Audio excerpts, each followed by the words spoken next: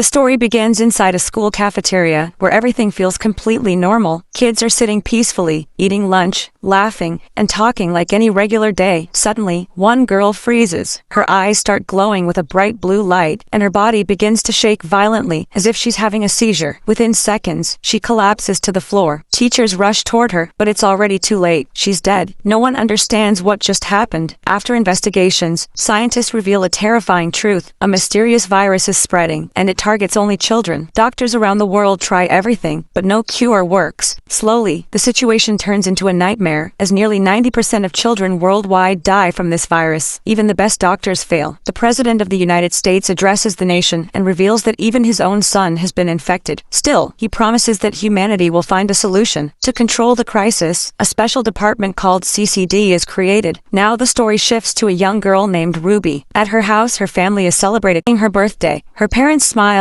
give her gifts, and pretend everything is fine. But deep inside, they're terrified, because Ruby is also infected with the virus. That night, Ruby can't sleep. Scared and restless, she quietly goes to her mother and holds her hand. Suddenly, Ruby's eyes glow with an orange light. Ruby panics, pulls away, and runs back to her room. The next morning, everything seems normal to Ruby. But when her mother sees her, she freezes in shock and asks, "Who are you?" Her parents don't recognize her at all. Ruby desperately explains that she's their daughter and even shows her birthday gift. But her mother believes Ruby is a sick child who broke into their house. Out of fear, her parents hand Ruby over to the CDC. Crying and screaming, Ruby is forcefully taken away and pushed into a bus. Inside, many other children are already there. A guard stands over them with a gun, treating them not like kids, but like dangerous criminals. The bus finally reaches a heavily guarded facility. As the children are lined up and taken inside, one boy asks too many questions. The guards respond brutally, beating him without mercy. Watching this, Ruby realizes one horrifying truth. This place is not meant to save them, it's meant to control them. After that, all the children are taken for medical examinations. The doctors explain that the virus has caused a genetic mutation inside the children's bodies. Their DNA has changed, and because of that, the kids have developed superhuman abilities. Scientists then divide the children into different categories based on their eye colors. Green-eyed children are considered the safest and the smartest. Blue-eyed kids can move objects without touching them, using telekinesis. Gold-eyed children have the power to control electricity. These three categories are still labeled as safe, but there are two rare and terrifying categories, red and orange. These children are considered extremely dangerous, and there are direct orders to eliminate them on sight. During Ruby's test, the doctor discovers something shocking. Ruby belongs to the orange category. Instantly, the screen flashes one terrifying word, terminate.